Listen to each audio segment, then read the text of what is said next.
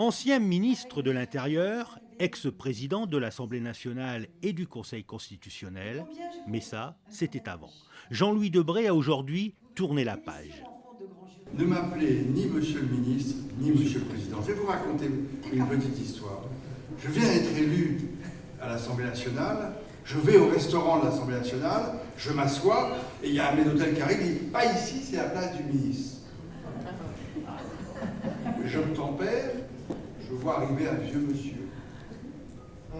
Je lui demande « Mais qui est-ce ?» Personne ne sait. Donc la semaine suivante, je me mets à sa place. Il y a un monsieur qui arrive qui me dit « C'est ma place. Je suis le ministre. » Alors je dis « Vous savez, monsieur, en politique, les ministres, ça les ennuie. Les anciens ministres, ça sert à rien.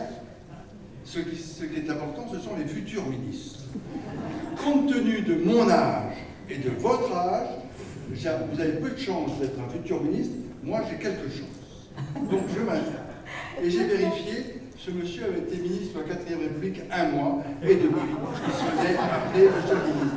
Après plus de 40 ans de carrière, Jean-Louis Debré abandonne la vie politique et renoue avec sa grande passion, l'écriture. C'est donc l'écrivain et l'historien qui manie le verbe et la rhétorique avec humour, qui est l'un des invités d'honneur du Salon du Livre de Monaco. Dans ce cadre, il donne une conférence sur le thème de la République de France. La République, c'est ma vie. La République, c'est la France.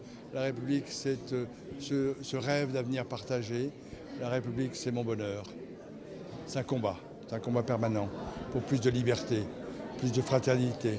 C'est un combat permanent pour faire en sorte que l'égalité ne soit pas un mot vain.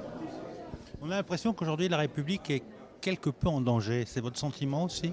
La République est un régime fragile, mais tant que les Françaises et les Français iront voter, la République sera forte. Dans son dernier ouvrage, Dictionnaire amoureux de la République, publié en janvier dernier, Jean-Louis Debré met en avant des personnages auxquels il voue une vraie tendresse.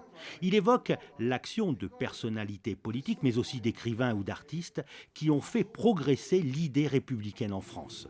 J'ai montré dans mon dernier ouvrage, un dictionnaire amoureux de la République, que la République elle est construite par des hommes connus, mais aussi par des femmes et des hommes qui sont méconnus et oubliés. Et que la République, c'est tout ça. C'est ses dirigeants, mais c'est aussi le peuple.